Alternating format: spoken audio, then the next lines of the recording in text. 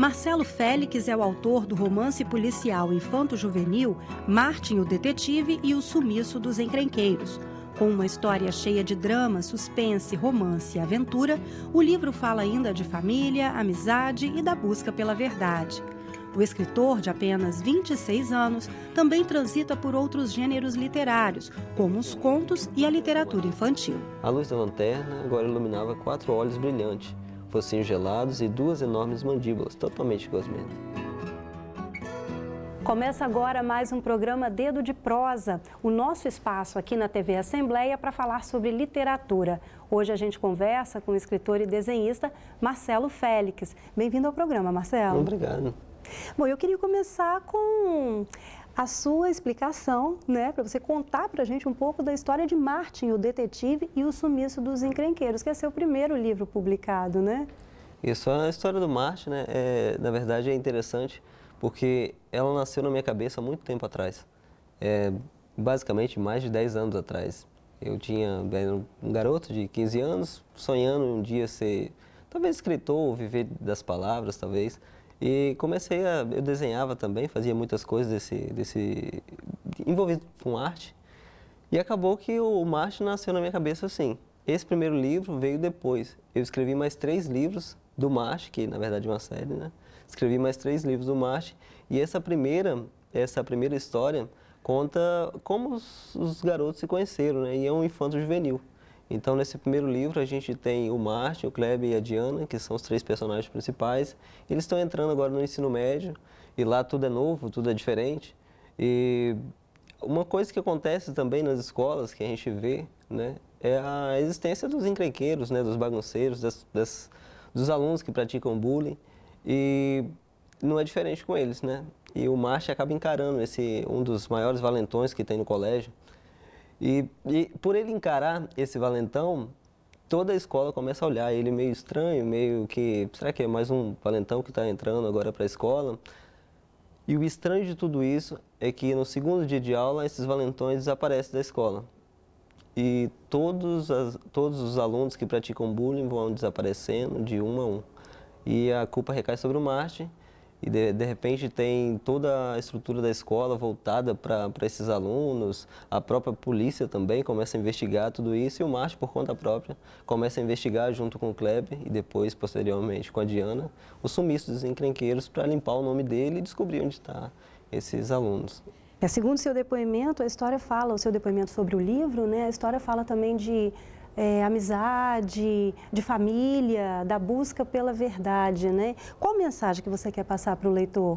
Então, primeiro que ler é muito bom, que a imaginação pode caber em qualquer lugar e para qualquer pessoa. E eu acredito que ler, não só esse primeiro livro, mas leitura, né, em geral, tem muito a agregar para nós, né, como pessoas também. Não só a questão de informação, mas a questão de sentimento também.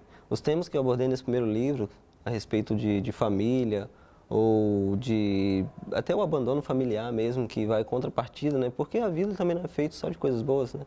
A gente tem que saber lidar com tudo isso.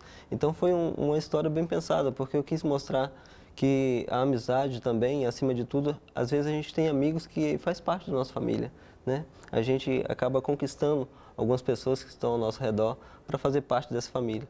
Então eu acredito que a mensagem que eu quero passar é isso, que a amizade e que, nesse caso, né, a verdade, aquilo que a gente sente, que está no nosso interior, na nossa mente, no nosso coração, é o mais importante. O Martin, a Diana e o Kleber, né? Isso.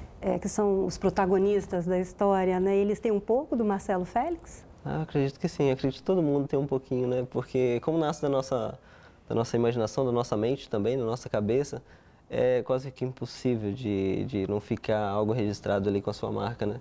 Na verdade, eles são bem construídos na questão de cada um ser bem diferente do outro.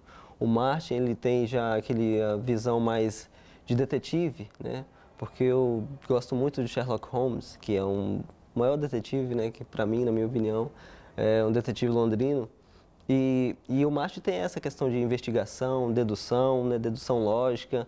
Então ele está sempre um passo à frente, sempre a inteligência é a favor a ele. A Diana já é aquela menina que não leva desaforo para casa, né? Ela não fica ligando muito para a questão de, quebrei a unha, fiz isso, fiz aquilo outro. Ela é mais o que a gente tem para fazer. Ela que comanda também a casa, organiza os dois. E o Kleber é aquele que não leva nada a sério, que tudo é brincadeira, tudo é uma grande festa. Contraponto ali, aí, né, na história. No perfil dos outros dois, né?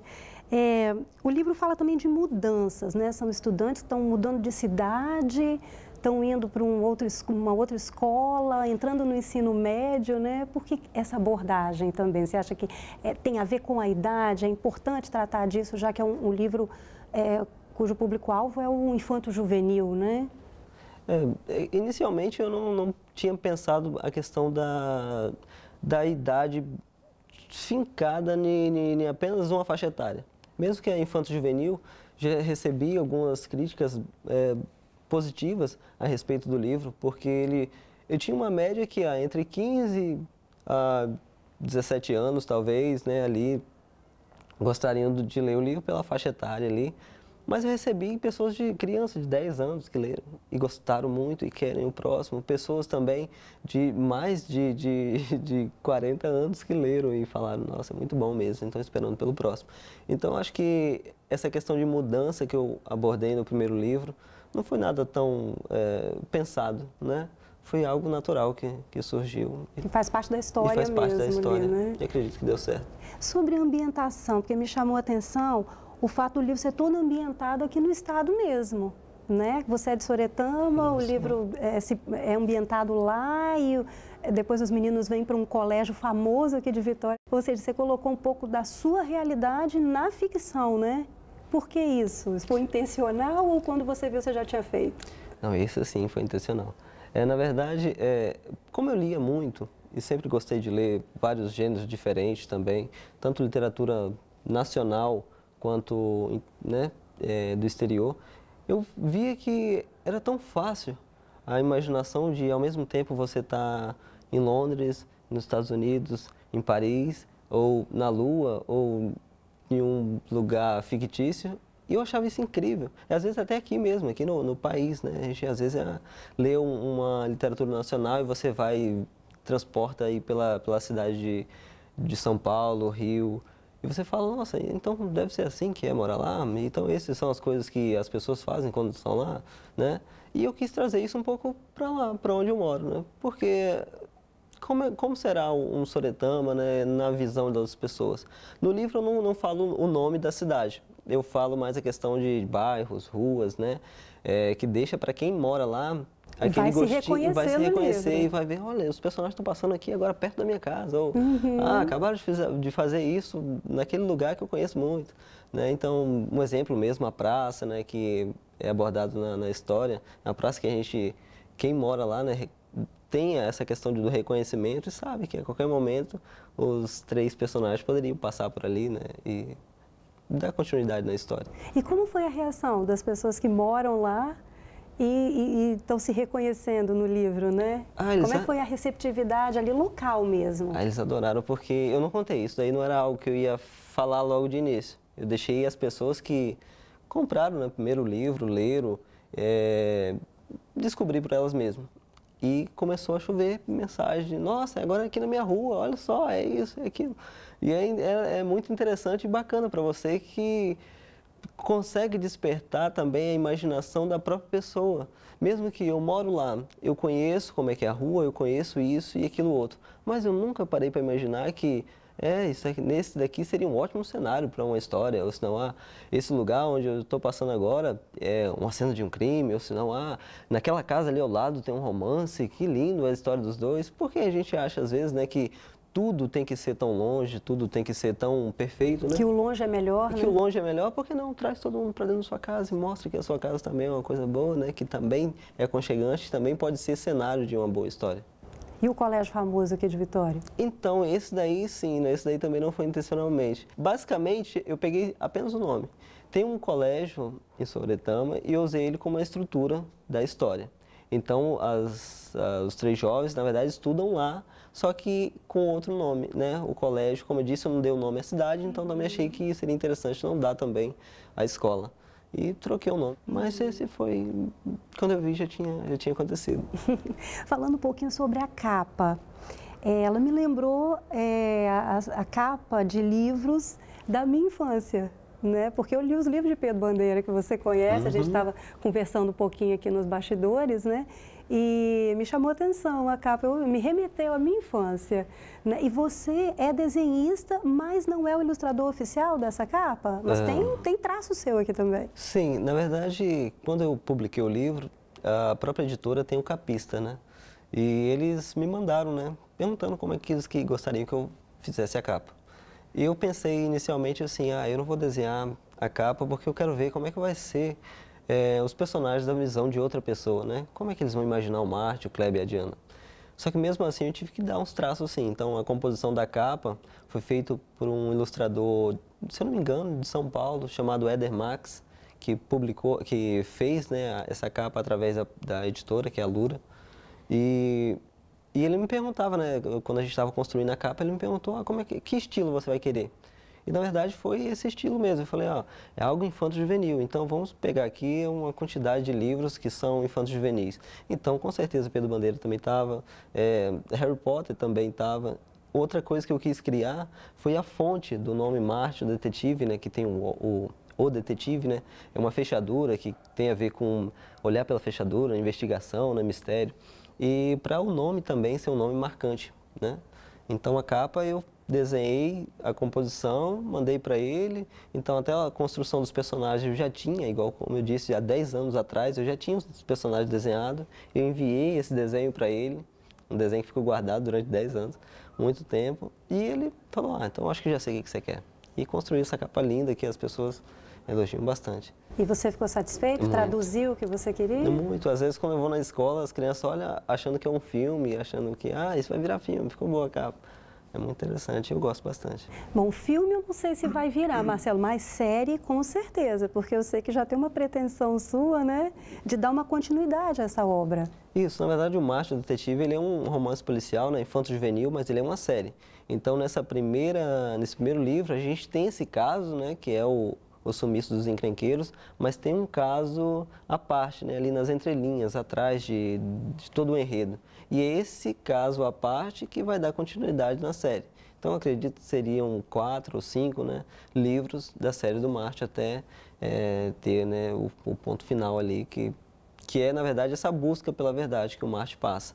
Né, que ainda é um então mistério. Essa busca não se fecha nesse livro, não. Fica com um gostinho de quero mais, cenas dos próximos capítulos? Isso aí, isso aí. Bom, Marcelo, agora a gente também vai dar uma paradinha aqui no nosso bate-papo, tá? O programa vai fazer um intervalo. Daqui a pouquinho, o Dedo de Prosa está de volta. Não saia daí.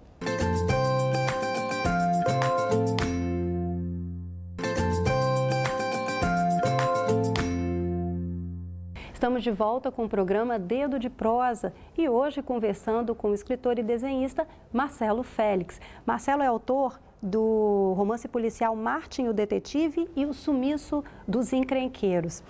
Eu vou ler um trechinho aqui, Marcelo, do seu agradecimento, né, pela obra. Agradeço primeiramente a Deus e a todos aqueles que acreditaram em Martin, Kleber e Diana antes mesmo que eles pudessem vir à luz. Martin, Kleber e Diana são os protagonistas aqui do livro. Antes que eles pudessem vir à luz, né? E você disse no bloco anterior que foram 10 anos que o Martin já existia, essa turminha já existia, você já tinha criado, já tinha concebido essa história, né? E agora eles estão aqui na forma do livro.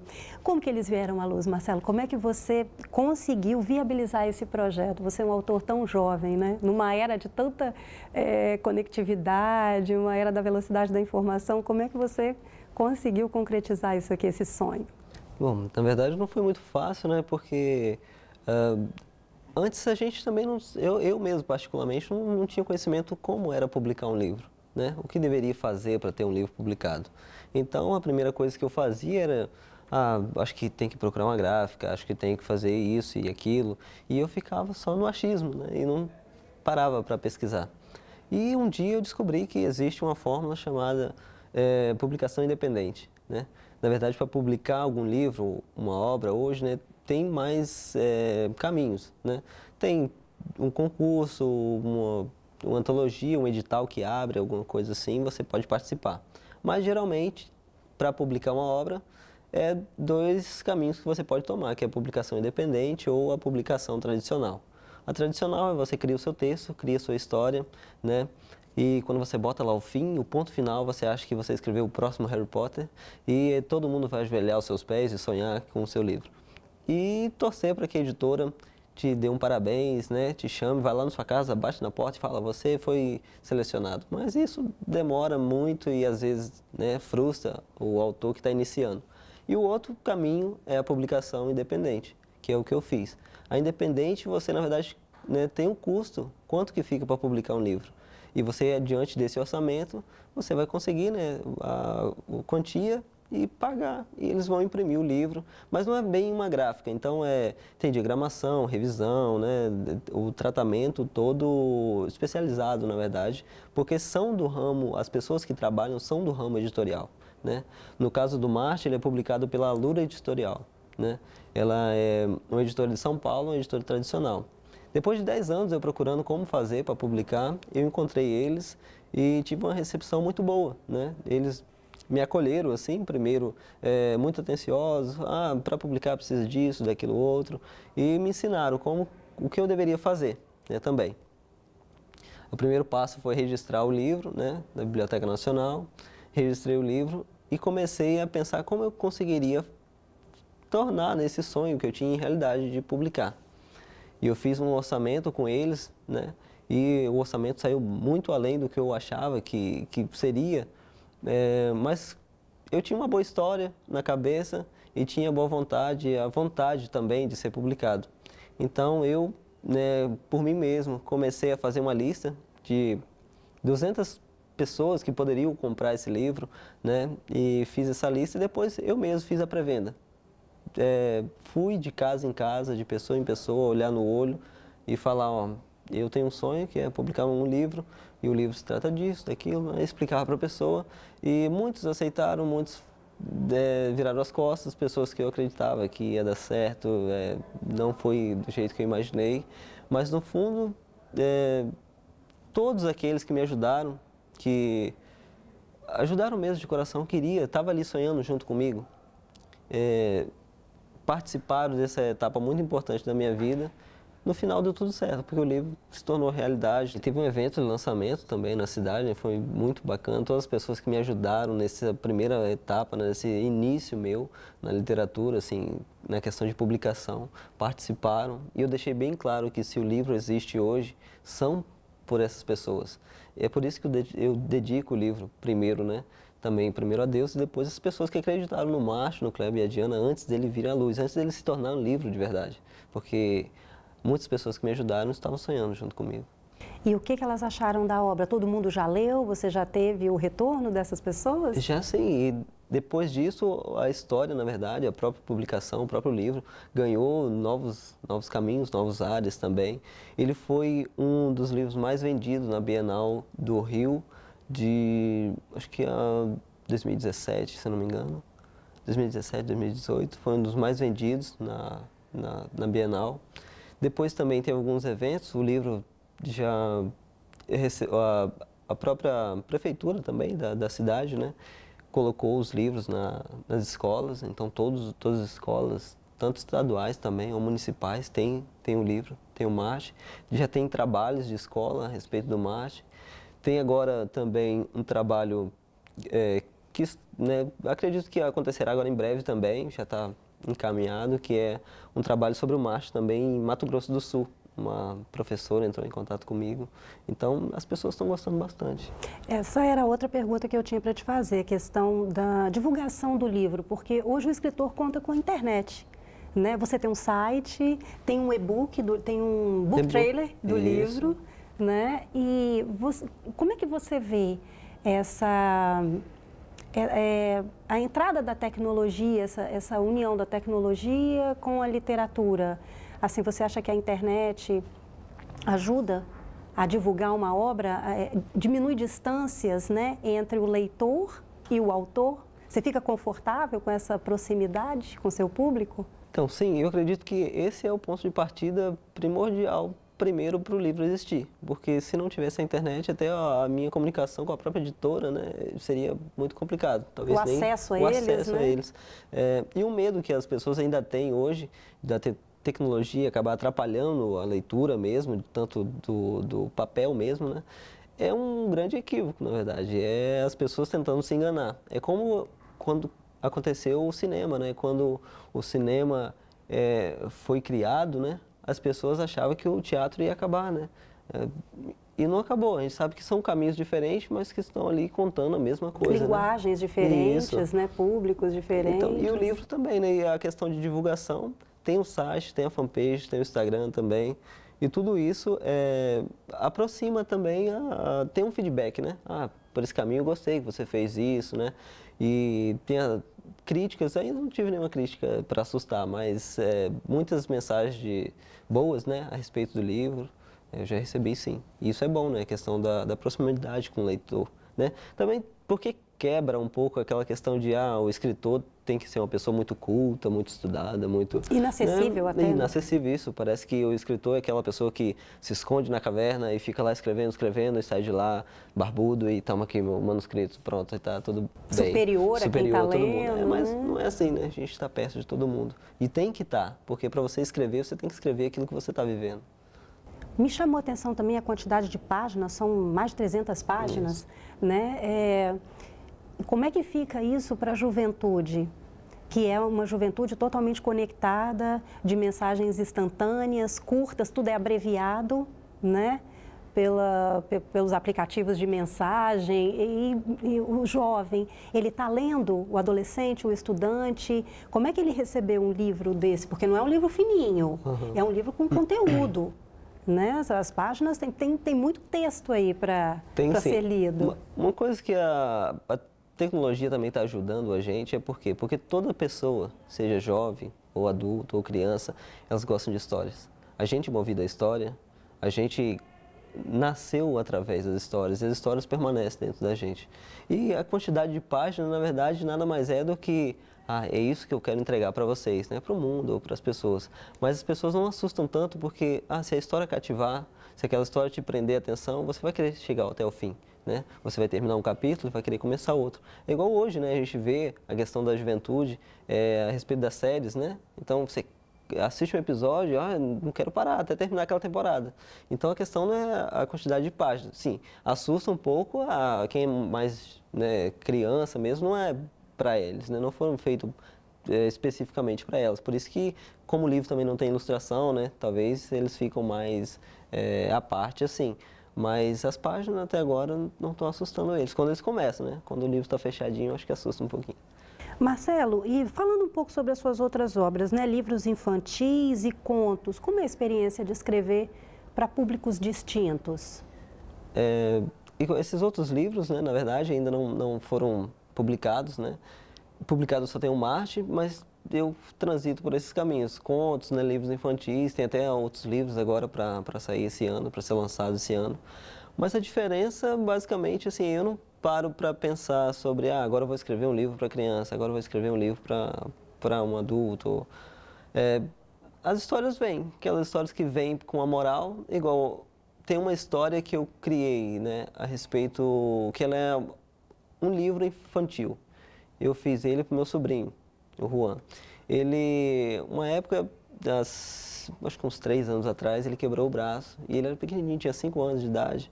E a gente foi num aniversário e as crianças brincando, ele queria muito brincar e não podia brincar por causa do bracinho, né? E a mãe repreendeu, falou, não, fica aqui, dessa vez não, dessa vez você fica perto da gente. E ele ficou muito triste. Eu estava nesse dia, eu percebi o quanto que ele estava triste. E quando eu cheguei em casa, eu inventei uma história, né? O curioso caso do príncipezinho de armadura branca. E fiz a história toda, desenhei a história também e dei a ele no aniversário dele.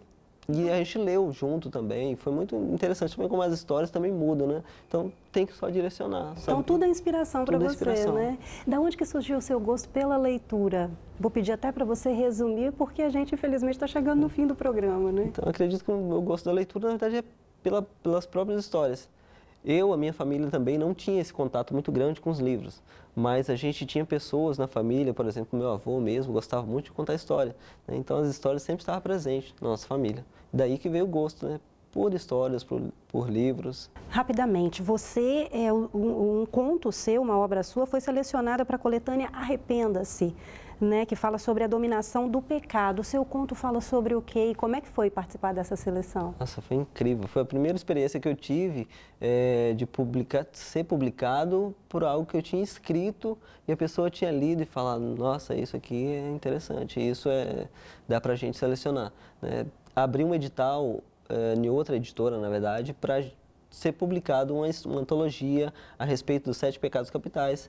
E eu participei da antologia, né? Todos os autores do país poderiam enviar um conto. E eu fiz um conto sobre a ganância. E ele foi selecionado. E agora, em breve, em breve agora já vai ter a pré-venda desse livro, já vai estar, e vai participar também da Bienal, acredito que estará na Bienal. Bom, Marcelo, foi um prazer conversar com você, um jovem talento da literatura capixaba, né? Despontando Isso. Aí no país. E quero agradecer a sua presença aqui e dizer que nossas portas estão sempre abertas para o seu talento. Pode voltar aqui quando você quiser. Obrigado, eu que agradeço a você e toda a equipe. Obrigada, gente. O programa Dedo de Prosa vai ficando por aqui, mas você pode continuar acompanhando a programação aqui da TV Assembleia, seu canal Cidadão.